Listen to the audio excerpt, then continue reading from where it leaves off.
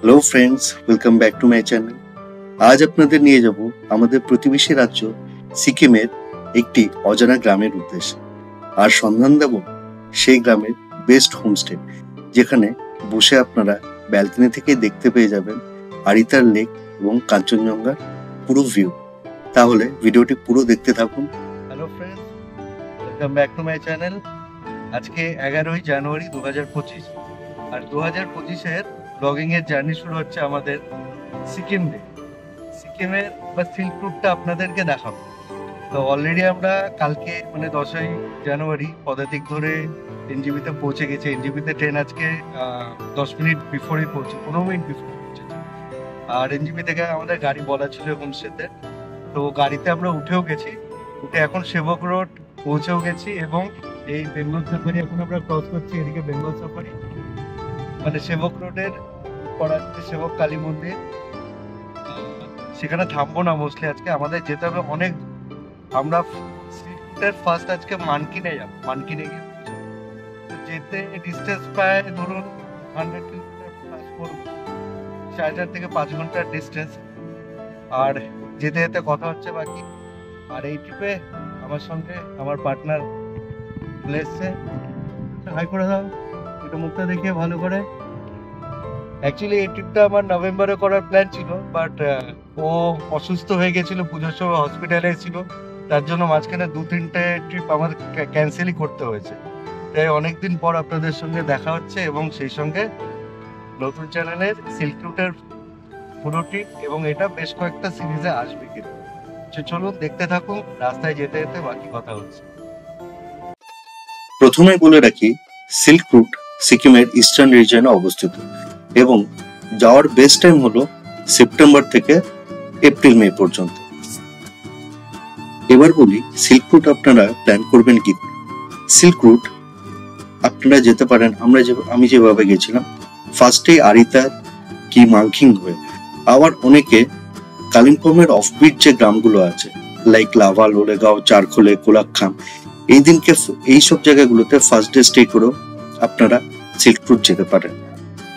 Actual silk রুটের base হলো পদমচেন, এবং পদমচেন থেকে জুলুক হয়ে নাথাং ভ্যালি, গাথাং ভ্যালি হয়ে আপ টু ছাঙ্গুলেক পর্যন্ত যে রোডটা, সেই রোডটাকেই সিল্ক রুট বলা হয়ে থাকে। কালীবাড়িতে এসেছিলাম, এই রাস্তাতেই যাওয়ার পথে পড়ছে। তো এখানে এসে আপনারা সুন্দর করে পুজো দিতে পারবেন, কিন্তু আজকে নামিনি, আগের বার দেখেছিলাম, দর্শন করে গেছিলাম মা কালীকে।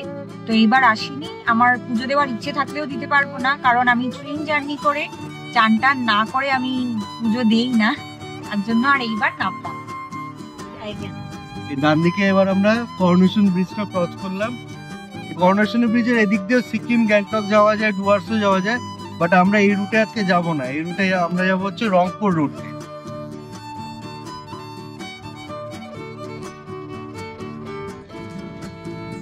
এখান থেকে কাঞ্চনজঙ্ঘার ভিউ পাওয়া যাচ্ছে, ক্যাপচার করতে পারলো না মোস্টলি কারণ এখন ওয়েদার অনেকটা হেজি। ঢুকতে না ঢুকতে কিন্তু কাঞ্চনজঙ্ঘার পেয়ে গেছি আমরা তিস্তার এখান থেকে। ওয়েদার এনজিপিতে ভালোই গরম ছিল বলা যায়, কলকাতার থেকেও বেশি গরম ছিল, বাট এখন যত পাহাড়ে উঠছি ওয়েদার ঠান্ডা হচ্ছে ধীরে ধীরে। উপরে কতটা ঠান্ডা তার একটা আভাস দিচ্ছে আমাদের।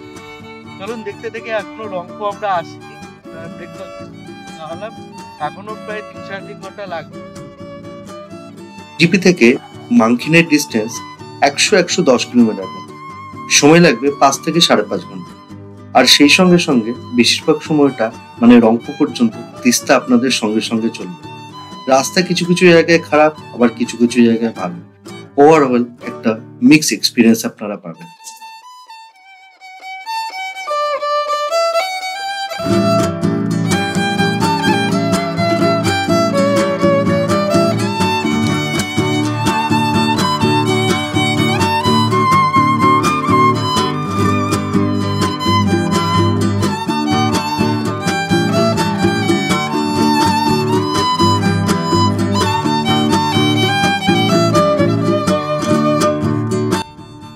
প্রায় 1টা বাজলো আর আমরা রংপুর পৌঁছালাম।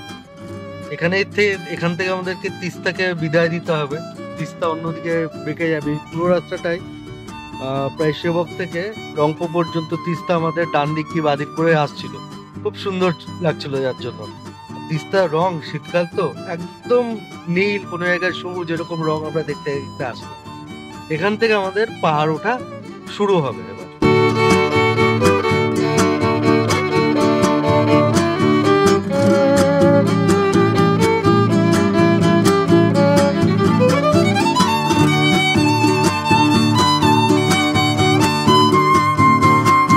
সিকিমে ঢুকে গেলাম। রংপুর হচ্ছে ওয়েস্ট বেঙ্গল আর সিকিমের বর্ডার। আর রংপুর এই মোড় থেকে এদিকে গ্যাংটকে চলে গেল, কিন্তু আমরা এদিকে যাবো না, আমরা যাবো হচ্ছে অপোজিট সাইডে। আমরা যাচ্ছি মানকিন। আসবো, আমরা গ্যাংটকেও আসবো, বাট আজকে না, আজকে আমাদের মানে এদিক দিয়ে গেলে সিল্কপুর যেতে পারবো না, তো আমাদের রুট আজকে অন্যদিকে হবে।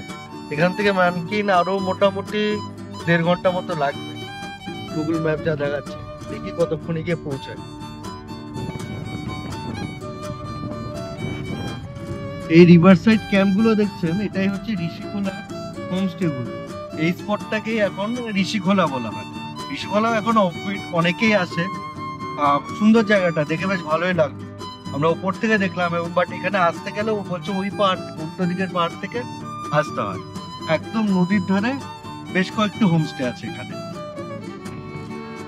এই ব্রিজটার হঠাৎ করে আমরা দেখলাম রাস্তা দিয়ে আসার সময়, ব্রিজটা নিচে রংথাং নদী, তার উপর ব্রিজ। তার জন্য ড্রাইভার ভাইয়াকে বললাম যে একটু দাঁড়ান, আমরা একটু ব্রিজটা একটু দেখবো, হাঁটবো। বেশ সুন্দর ভিউ, দেখুন এই নদীটা, দারুণ, ওয়াও, খুব ভালো লাগছে। খুব ভালো, জলের স্রোত বেশি নেই, শীতকাল তো তাই অনেক কম, বর্ষাকালে মেবি অনেক বেশি স্রোতের জল থাকে। আর এই রাস্তাটা চলে গেছে প্যাকিং এয়ারপোর্ট, মানে সিকিমের যে এয়ারপোর্টটা সেটা এই রাস্তা দিয়ে চলে গেছে, উল্টো দিকের রাস্তা দিয়ে। আমরা এখন এইদিকে যাব। একটুখানি চলতে চলতে অনেকক্ষণ ধরে বসে আছি, ব্রেকফাস্ট করার পর গাড়িতেই বসেছিলাম, নামিনি, তাই একটুখানি ব্রেক নিয়ে নিলাম জাস্ট।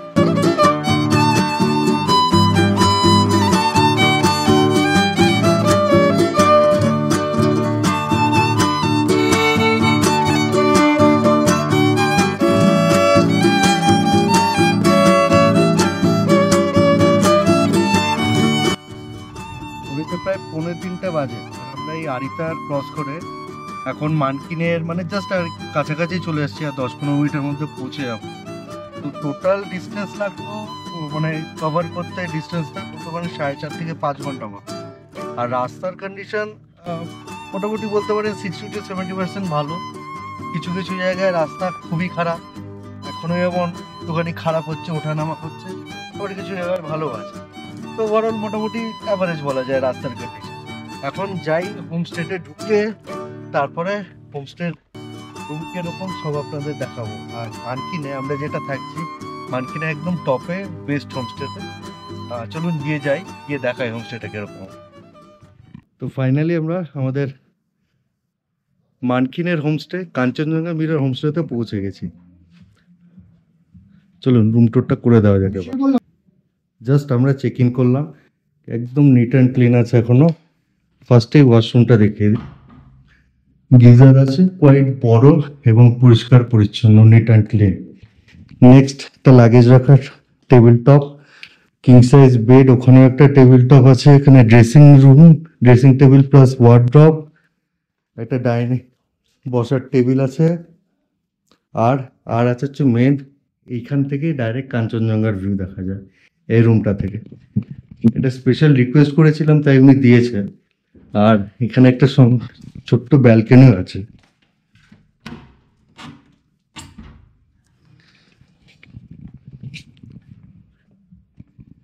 মানে এই রুমটার সঙ্গে একটা ইন্ডিভিজুয়াল ব্যালকনি। কুটু কেমন লাগছে বলো? ভালো লাগছে, এই ভিউটার জন্য ভালো লাগছে। ভিউটা জাস্ট অসম অসম। রাত্রিবেলা ভয় লাগছে না, রাত্রিবেলা যখন চিক করবে ওই উঠলো থেকে রাইতা, খুব ভালো লাগবে, খুবই ভালো লাগবে। আমরা সকালবেলা আস্তে আস্তে কাঞ্চনজঙ্ঘার ভিউ পেয়েছি একটা, বাট ইট সিমস একদম এখান থেকেই কাঞ্চনজঙ্ঘার ভিউ কালকে সকালে পাওয়া যাবে, যদি ওয়েদার ক্লিয়ার থাকে, ডিসক্লাইমার। তো যাই হোক, আমরা এখন ফ্রেশ হই, প্রায় 3টে বাজে। ঠান্ডা মোটামুটি রাতে কিরকম হবে এখন থেকে বোঝা যাচ্ছে। ফ্রেশ হয়ে খাওয়া দাওয়াটা করি, তারপর কথা হচ্ছে।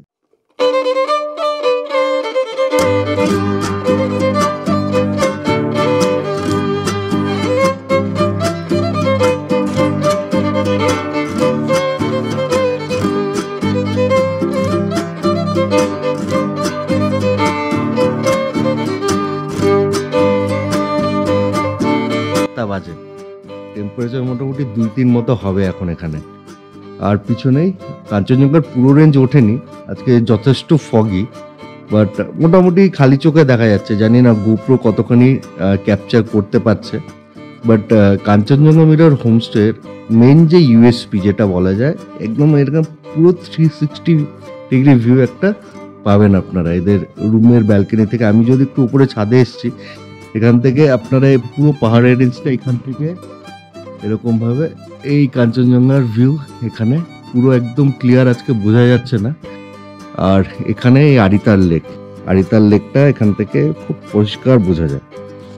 যদি একটু ওয়েট করছি, যদি দেখি আরেকটু যদি মেঘ সরে যায়, তারা একটু ভালো মতো বোঝা যাবে। আমরা আজকে এখানে সাইট সিনে কিছু বেরোবো এবং একটা অফবিট প্লেস মুলখারকা লেক, যেটা একমাত্র কাঞ্চনজঙ্ঘার রিফ্লেকশন ইন্ডিয়া থেকে একমাত্র ওই লেকেই পাওয়া যায়। বাট সেটা সকালবেলার দিকে গেলে পাওয়া যায়, বিকালের দিকে, এবং ওয়েদার আজকে অতটা ক্লিয়ার নেই, ফোরকাস্টও যা আছে ক্লিয়ার সেরকম হবে না আজকে। তো যাবো সেখানে। মুলখারকা আগে কখনো আমি যাইনি, লোকালরাই যেত এখানে, বাট এখন টুরিস্টরা যায় মুলখারকা লেকে, তো সেখানেও যাওয়ার প্ল্যান আছে। তো দেখতে থাকুন আজকে ব্লগটা, আর কি কি দেখি। এখানে একটা লোকাল ফেস্টিভ্যালও চলছে, এখানকার লোকাল ফেস্টিভ্যাল কিরকম হয় সেটাও দেখানোর চেষ্টা করবো। যদি লেট ইভিনিং পর্যন্ত আমরা বাইরে থাকি, কি আমরা গাড়ি প্রোভাইড করতে পারে তাহলে। সকালে একটু চা বিস্কিট খেয়ে এখানকার গ্রামটা, মানে মানকিন গ্রামটা ঘুরতে বেরোলাম। তো আমরা এখন দাঁড়িয়েছি যেখানে, এটা হচ্ছে মানকিনের ভিউ পয়েন্ট। আর একটা কথা বলে দিই, মানকিনের টপে আপনারা যারা থাকবেন, যে কটা হোমস্টে আছে আমি যে কটা দেখতে পেলাম, সব কটাতেই কিন্তু একটু মানে হেঁটে আসতে হবে, মানে একদম ডাইরেক্ট গাড়ি এসে যে দাঁড়াবে সেরকম টাইপের আপনারা এক্সপেক্ট করবেন না। তো যারা একটু বয়স্ক লোক, হাঁটাচলা করতে যাদের কষ্ট হয়, তারা একটু ভেবে চিন্তে আসবেন এখানে, কারণ একদম টপে থাকতে গেলে একটুখানি হেঁটে আসতে হবে সব কটা। তো এই ভিউ পয়েন্টটা থেকে দেখুন সুন্দর একটা আরিতার লেকের খুব ভালো একটা ভিউ আসে, চারদিক গ্রিনারি, তার মাঝখানে লেকটা। এটা হচ্ছে প্যাকিয়াং এয়ারপোর্টের রানওয়েটা কালকে রাতে দেখা যাচ্ছিল, আমি ঠিক বুঝতে পারিনি, আমি গেস করছিলাম, তা আজকে সকালে কনফার্ম হলো যে এটা প্যাকিয়াং এয়ারপোর্টের রানওয়ে স্ট্রেট। আর এইদিকে হচ্ছে কাঞ্চনজঙ্ঘাটা থাকে, বাট কাঞ্চনজঙ্ঘা ভ্যানিশ হয়ে গেছে, এখন আর দেখা যাচ্ছে না। ওয়েদার পুরোপুরি ক্লিয়ার না, জানি না কালকে ক্লিয়ার থাকবে কিনা। কালকে যদি ক্লিয়ার থাকে তাহলে একটা ভালো ভিউ পাওয়া যাবে কাঞ্চনজঙ্ঘা। এই যে উপরে আমাদের দেখতে পাচ্ছেন একদম ছোট্ট পাহাড়ের উপর, এটাই কিন্তু আমাদের কাঞ্চনজঙ্ঘা মিরর হোমস্টে। এই হোমস্টেটায় থাকার এটাই হচ্ছে মানে অ্যাডভান্টেজ, একদম টপে থাকবেন। আর যদি কাঞ্চনজঙ্ঘা ক্লিয়ার থাকে, ওয়েদার যদি ক্লিয়ার থাকে, কাঞ্চনজঙ্ঘার একদম যে কোনো রুমে বসে আপনারা ভিউ পেয়ে যাবেন।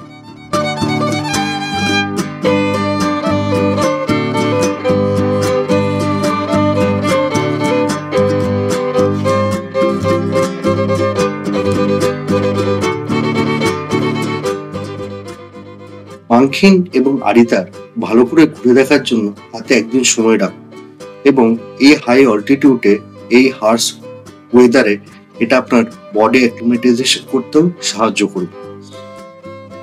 মানকিনের সবচেয়ে সুন্দর সাইট সিন হলো মুলখারকা লেক। মানকিনতে যেতে এই লেকে টাইম লাগবে 1 ঘন্টা মতো, এবং সমুদ্রপৃষ্ঠ থেকে 7,600 ফিট উপরে অবস্থিত এই ন্যাচারাল লেকে একমাত্র কাঞ্চনজঙ্ঘার রিফ্লেকশন পাওয়া যায়। ভারতবর্ষের একমাত্র এই লেকেই কাঞ্চনজঙ্ঘার রিফ্লেকশন আপনারা দেখতে পাবেন। বাইরে দাঁড়িয়ে মানে পৌঁছে গেছি, এখনো হেঁটে যেতে হবে কিছুটা লেকের। তো ওই লেকটার অ্যাকচুয়াল অল্টিটিউড কত ঠিক বলতে পারবো না, মানে আমি দেখে আসিনি, এখানে লেখাও নেই প্রপারলি। আমরা ভাবছিলাম মানকিনি হয়তো অনেক উপরে, মানে অনেকটা টপে আছি। মুলখারকা যে কতখানি উঠলাম, পুরো রাস্তাটাই একদম চড়াই, তার মধ্যে অলমোস্ট 30-40% রাস্তার কিছুই নেই। তারপরে রাস্তা ভালো, একদমই ভালো, কিন্তু অনেক অনেক হাই অল্টিটিউডে। এখন ওয়েদারটাও তো পরিষ্কার না ঠিক, তাই কতখানি উঁচুতে ঠিক দেখাতে পারছি না, কারণ চারদিকে হেজি আসবে। বাট সকালে আসলে এখানে খুব ভালো ভিউ পাওয়া যাবে। আর মুলখারকা লেক ইন্ডিয়ার একমাত্র লেক যেখান থেকে কাঞ্চনজঙ্ঘার রিফ্লেকশন দেখা যায়, এছাড়া আর কোথাও থেকেও দেখা যায় না।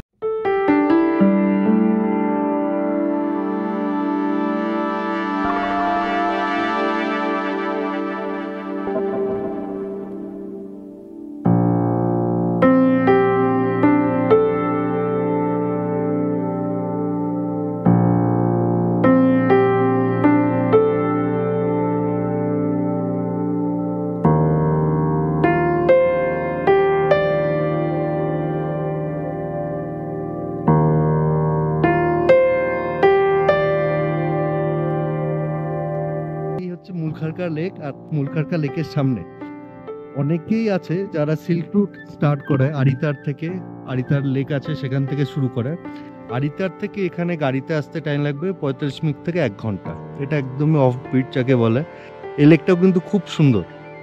বেশিরভাগ লোকে আরিতার লেক দেখে চলে যায়, বাট বলবো যারা কেউ আরিতারে থাকছেন একদিন কি দুদিন, মুলখারকা লেকটা দেখতে একদম অফ বিট, টুরিস্ট খুব কম, এবং এটা এখানকার লোকালদের মধ্যে হোলি লেক। আর এখানে একমাত্র ইন্ডিয়ার মধ্যে একমাত্র এই লেকে কাঞ্চনজঙ্ঘার রিফ্লেকশন পড়ে, যদি আপনি খুব ভোরবেলা আসতে পারেন এবং যদি ওয়েদার ক্লিয়ার থাকে। কারণ কাঞ্চনজঙ্ঘা এই দিকটাই দেখা যায়, যেরকম শুনেছি এই দিকটা মোস্টলি এই দিকটাতেই কাঞ্চনজঙ্ঘা দেখা যায়, আর এখানেই তার রিফ্লেকশনটা পড়ে পুরোপুরি।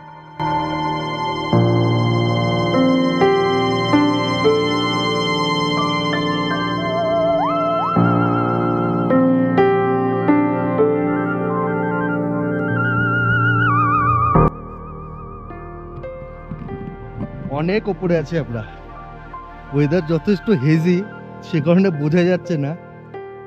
আদারওয়াইজ এটা পুরো একদম ওপেন ভ্যালি, সামনেটা পুরো ওপেন ভ্যালি। বেশি সামনে আসছে না।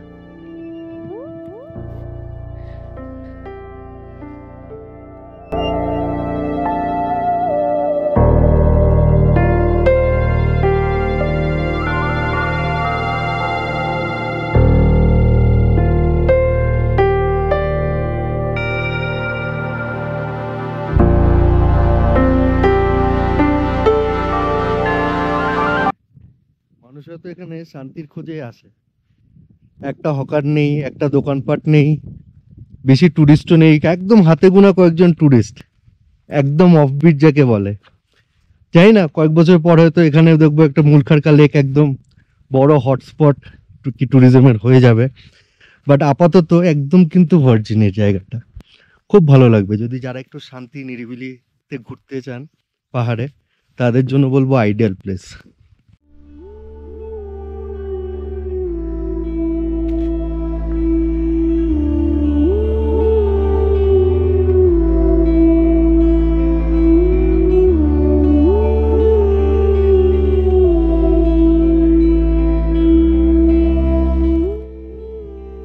মানকিন মনস্ট্রি, বাট মনস্ট্রি এখন বন্ধ আছে। আমরা যেখানে হোমস্টেটায় আছি তার থেকে একদমই সামনে, হেঁটেও আসা যেতে পারে এখানে। আমরা যেহেতু আজকে সাইট সিনে বেরিয়েছি, সেই কারণে ড্রাইভার এখানে দাঁড় করালো, দেখলাম আমরা যেখানে আছি তার জাস্ট পাশে। আচ্ছা বলে রাখি, মানকিনে এখন একটা লোকাল মেলা চলছে, এখানে কি দেখলাম নিউ ইয়ার মেলা বলে। তো পিছনে কিছু রাইড ফাইড আছে, জানি না চলে কিনা। কালকে আমরা আমাদের হোটেল থেকেও এখানে মানে মিউজিক কিছু কনসার্ট টাইপের চলছিল লোকাল, সেসবগুলো শুনছিলাম। আমাদের হোটেলটা হচ্ছে ঠিক এর উপরে পাহাড়ে। একটা আপনাদের জিনিস দেখায়, আপনারা হয়তো সবাই জানেন যে সিকিমের লিকারটা কোয়াইট নর্মালি এবং ওপেনলি বিক্রি হয়। তা এখানে যে কটা দোকান দেখছেন আপনারা, এখানে সবকটা দোকানে কিন্তু স্ন্যাক্স আছে, এবং সেই সঙ্গে স্ন্যাক্সের সঙ্গে লিকারটাও একদম ওপেনলি। এবং দোকানের ভেতরে একটা আমাদের কলকাতায় যেরকম কেবিন কালচার যেরকম ব্যাপার, সেরকম গার্ড করা আছে এরকম ত্রিপল দিয়ে, যাতে লোকেরা কি কম বয়সী ছেলেরা লুকিয়ে লুকিয়ে খেতে পারে, এরকম ব্যাপার শুনলাম। আমি কাছ থেকে গিয়ে দেখালাম না, আমি দূর থেকে দেখাচ্ছি। তো এখানের কনসেপ্টটা, আমার এখানে মেলার কনসেপ্টটা কিন্তু টোটালি ডিফারেন্ট। আমাদের মোটামুটি আজকে সাইট সিন এখানেই কমপ্লিট। তো আরিতার আজকে আমরা যাবো না, আরিতার লেকটা আমরা কালকে দেখবো। কালকে আমরা এখান থেকে পদমচেন বেরোবো, তার আগে আরিতার লেক দেখে বেরোবো, কারণ আমাদের ড্রাইভার যে সে বললো অন্য কোথায় যাবে, তা কালকে দেখিয়ে নেবে। রাতে যদি আসার চান্স হয় মেলায়, তাহলে এসে দেখাবো এখানকার এনভায়রনমেন্ট কিরকম। দিনের শেষে কাঞ্চনজঙ্ঘা আবার একবার দেখা দিল। আমরা আজকের মতো মোটামুটি সাইট সিন করে চলে এসেছি। জানি না গোপ্রো কতখানি ইয়ে করছে, ওয়েদারটা একটু হলেও হেজি, তো এখন সানসেট হচ্ছে। এদিকে সানসেটের ভিউ দেখতে পারেন আপনারা, খুব সুন্দর একটা সানসেট। নিচে হচ্ছে আরিতার লেক, আর এই হচ্ছে কাঞ্চনজঙ্ঘা। মানকিনে আসার এটাই হচ্ছে মেন অ্যাডভান্টেজ, একসঙ্গে লেক, সানসেট, সানরাইজ যাই বলুন, কাঞ্চনজঙ্ঘা সবকিছু একদম হাতের মুঠোয় পাবেন। বাট মানকিন কি আরিতারে সব হোমস্টে থাকলে কিন্তু আপনারা এটা পাবেন না। এই ভিউ পেতে হলে আপনাদেরকে স্পেশালি কাঞ্চনজঙ্ঘা ভিউ হোমস্টেতেই এসে থাকতে হবে, কিন্তু এটাই এই হোমস্টের ইউএসপি। ডান হাতে কাঞ্চনজঙ্ঘাকে রেখে সেদিন একটা নৈসর্গিক সুন্দর সানসেট দেখেছিলাম। তো এই ছিল আমাদের সিফটুর ভ্রমণের প্রথম দিন, এবং মানকিনে কি কি দেখবেন তার একটা বেসিক আইডিয়া। ভিডিওটি ভালো লাগলে এবং ইনফরমেটিভ লাগলে লাইক, শেয়ার এবং কমেন্ট করতে ভুলবেন না। আর সেই সঙ্গে সঙ্গে বলি সবসময় যেটা, চ্যানেলটা সাবস্ক্রাইব করতে। Thanks for watching. আর এই হোমস্টে বুকিং এর ডিটেলস আমি আমার ডেসক্রিপশন বক্সে দিয়ে দিলাম।